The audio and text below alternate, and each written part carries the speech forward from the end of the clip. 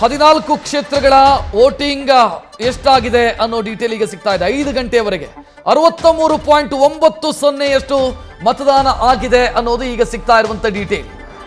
14 ಕ್ಷೇತ್ರದಲ್ಲಿ ಸಂಜೆ 5 ಗಂಟೆಯವರೆಗೆ 63.90% ವೋಟಿಂಗ್ ಆಗಿದೆ. ಕಳೆದ ಬಾರಿ 68.96%. ಮಂಡ್ಯದಲ್ಲಿ ಕಳೆದ ಬಾರಿಯಂತೆ ಈ ಬಾರಿಯೂ ಕೂಡ ಗರಿಷ್ಠ ಮತದಾನ ಆಗಿದೆ. 74.87% ವೋಟಿಂಗು ಮಂಡ್ಯ ಲೋಕಸಭಾ ಕ್ಷೇತ್ರದಲ್ಲಾಗಿದೆ. 14 ಕ್ಷೇತ್ರದ ಡೀಟೇಲ್ ನೋಡ್ತಾ ಇದ್ದೀರಿ. 63.90 5 ಗಂಟೆಯವರೆಗೆ ಮಂಡ್ಯ ಹೈಯೆಸ್ಟ್. ಈಗಿನ ಮಾಹಿತಿ ಪ್ರಕಾರ ಮಂಡ್ಯದಲ್ಲಿ 74.87% ವೋಟಿಂಗ್ ಆಗಿದೆ. ಕಳೆದ ಬಾರಿ 80% ವೋಟಿಂಗ್ ಮಂಡ್ಯದಲ್ಲಾಗಿತ್ತು. 80.59% ಮಂಡ್ಯದಲ್ಲಿ ಕಳೆದ ಬಾರಿ ದಾಖಲಾದಂತ ಮತ ಪ್ರಮಾಣ. ಈಗ ಸಿಗ್ತಾ ಇರುವಂತ ಮಾಹಿತಿ ಮಂಡ್ಯದಲ್ಲಿ ಹೈಯೆಸ್ಟ್ 74.87% ವೋಟಿಂಗ್ ಆಗಿದೆ. ಇನ್ನೂ 1 ಗಂಟೆಯ ವೋಟಿಂಗ್ ಪರ್ಸೆಂಟೇಜ್ ಇದಕ್ಕೆ ಆಡ್ ಆಗುತ್ತೆ. ಕೊನೆಯ 1 ಗಂಟೆಯ ವೋಟಿಂಗ್ ಪರ್ಸೆಂಟೇಜ್ ಇದಕ್ಕೆ ಆಡ್ ಆಗುತ್ತೆ. 63.90 5 ಗಂಟೆಯವರೆಗೆ 68 ಕಳೆದ ಬಾರಿ, 68, 69, 68.96 ಕಳೆದ ಬಾರಿ. ಸೊ ಈಗ ನೀವು ನೋಡ್ತಾ ಇದ್ದೀರಿ ಮಂಡ್ಯದಲ್ಲಿ ಗರಿಷ್ಠ ಮತದಾನ ಆಗಿದೆ ಮಂಡ್ಯ ಲೋಕಸಭಾ ಕ್ಷೇತ್ರದ ವ್ಯಾಪ್ತಿಯಲ್ಲಿ. ಆ ಮೂಲಕ ಕಳೆದ ಬಾರಿ ಮಂಡ್ಯ ಹೈಯೆಸ್ಟ್ ವೋಟಿಂಗ್ ಆಗಿದ್ದು ಈ ಬಾರಿಯೂ ಕೂಡ ಮಂಡ್ಯನೇ ಆ ಪಟ್ಟಿಯಲ್ಲಿ ಸ್ಥಾನ ಪಡ್ಕೊಳ್ತಾ ಇದೆ. ನೋಡ್ತಾ ಇದ್ದೀರಿ ಒಂದೊಂದು ಕ್ಷೇತ್ರದ ಡೀಟೇಲ್. ಬೆಂಗಳೂರು ಕೇಂದ್ರ 48.61% ವೋಟಿಂಗ್ ಆಗಿದೆ. ಕಳೆದ ಬಾರಿ 54% ವೋಟಿಂಗ್ ಆಗಿತ್ತು. ಮೋಸ್ಟ್ಲಿ ದಾಟಬಹುದು ಅಂತ ಅನ್ಸುತ್ತೆ, ಕಳೆದ ಬಾರಿಗಿಂತ ಹೆಚ್ಚಾಗಬಹುದು ಅಂತ ಅನ್ಸುತ್ತೆ. ಬೆಂಗಳೂರು ಉತ್ತರ 54.76% ಕಳೆದ ಬಾರಿ. ಈ ಬಾರಿ 5 ಗಂಟೆಯವರೆಗೆ 50% ವೋಟಿಂಗ್ ಆಗಿದೆ. ಅಂದ್ರೆ ಬೆಂಗಳೂರು ಉತ್ತರದ 32 ಲಕ್ಷ ವೋಟರ್ಸ್ ಏನಿದ್ದಾರೆ ಅದರಲ್ಲಿ 50% ವೋಟಿಂಗ್ ಆಗಿದೆ. 50% ಜನ ತಮ್ಮ ಹಕ್ಕನ್ನು ಚಲಾಯಿಸಿದ್ದಾರೆ ಬೆಂಗಳೂರು ಉತ್ತರ ಕ್ಷೇತ್ರಕ್ಕೆ ಸಂಬಂಧಿಸಿದಂತೆ. ಇನ್ನು ಬೆಂಗಳೂರು ಕೇಂದ್ರದ ಡೀಟೇಲ್ ನೋಡ್ತಾ ಇದ್ರಿ. ಬೆಂಗಳೂರು ಉತ್ತರದ ಡೀಟೇಲ್ ಕೂಡ ಬರ್ತಾ ಇದೆ. ಬೆಂಗಳೂರು ದಕ್ಷಿಣ ಕಳೆದ ಬಾರಿ ಕಡಿಮೆ ವೋಟಿಂಗ್ ಆದಂಥ ಕ್ಷೇತ್ರ. ಈ ಬಾರಿ 5 ಗಂಟೆಯವರೆಗೆ 49.37% ವೋಟಿಂಗ್ ಆಗಿದೆ. ಸೊ ಇಲ್ಲೂ ಕೂಡ ಬೆಂಗಳೂರು ದಕ್ಷಿಣದಲ್ಲೂ ಕೂಡ ಕಳೆದ ಬಾರಿಗಿಂತ ಹೆಚ್ಚಾಗುತ್ತೆ. ಆದರೆ ಬಹಳ ಅದ್ಭುತ ಏನಲ್ಲ ಇದು. ಬೆಂಗಳೂರಲ್ಲಿ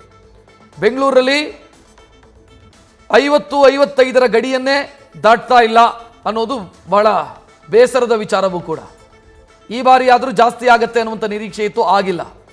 ಬೆಂಗಳೂರು ಗ್ರಾಮಾಂತರದ ವೋಟಿಂಗ್ ಪರ್ಸೆಂಟೇಜ್ ಜಾಸ್ತಿ ಆಗ್ತಾ ಇರೋದನ್ನು ನೀವು ಗಮನಿಸ್ತಾ ಇದ್ದೀರಿ. ಇನ್ನು ಮತ್ತೊಂದಿಷ್ಟು ಕ್ಷೇತ್ರದ ಡೀಟೇಲ್ ಕೂಡ ನೀವು ಗಮನಿಸ್ತಾ ಇದ್ದೀರಿ.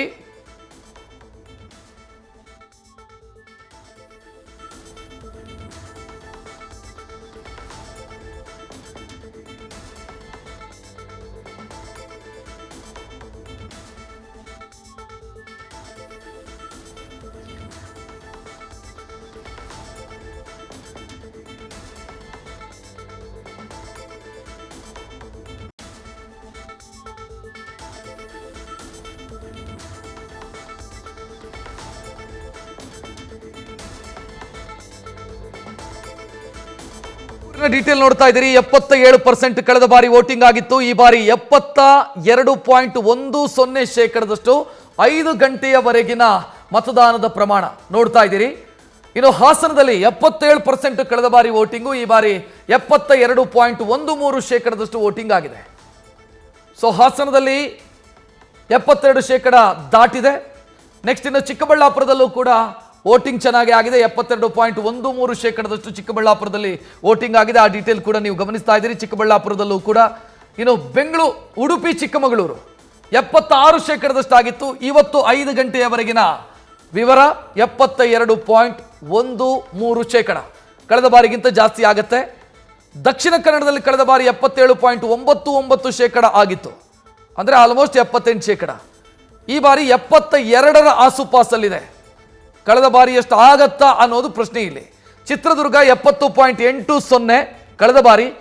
ಈಗ 5 ಗಂಟೆಯವರೆಗೆ 67%.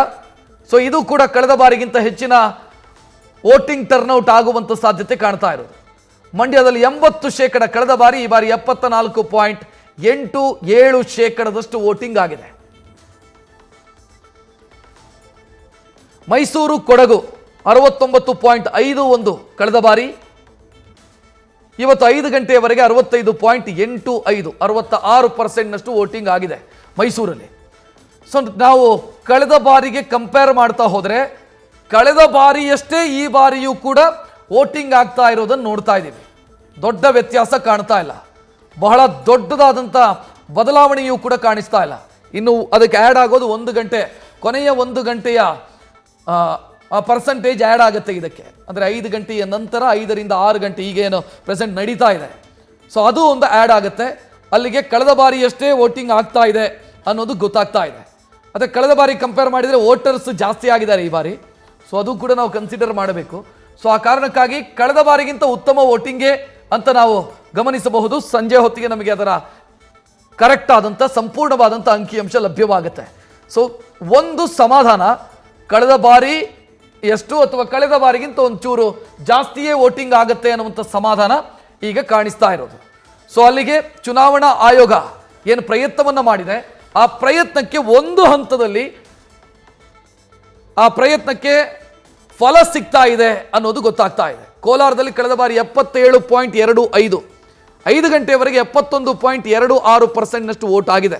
3-4% ಜಾಸ್ತಿ ಅಂತ ಅಂದ್ಕೊಂಡ್ರೂ ಕೂಡ ಕಳೆದ ಬಾರಿಯ ಆಸುಪಾಸಿಗೆ ಬಂದು ನಿಲ್ಲುತ್ತೆ ಕೋಲಾರ ಕೂಡ.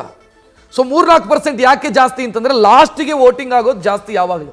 ಆ ಕಾರಣಕ್ಕಾಗಿ ನಾವು 1 ಗಂಟೆಯಲ್ಲಿ 3-4% ವೋಟ್ ಆಗಬಹುದು ಅನ್ನೋ ನಿರೀಕ್ಷೆಯನ್ನು ಇಟ್ಟುಕೊಳ್ಳಬಹುದು. ನ್ಯೂಸ್ ಫಸ್ಟ್ ನಿರ್ಭೀತಿಯಿಂದ ನಿಮ್ಮ ಪರವಾಗಿ.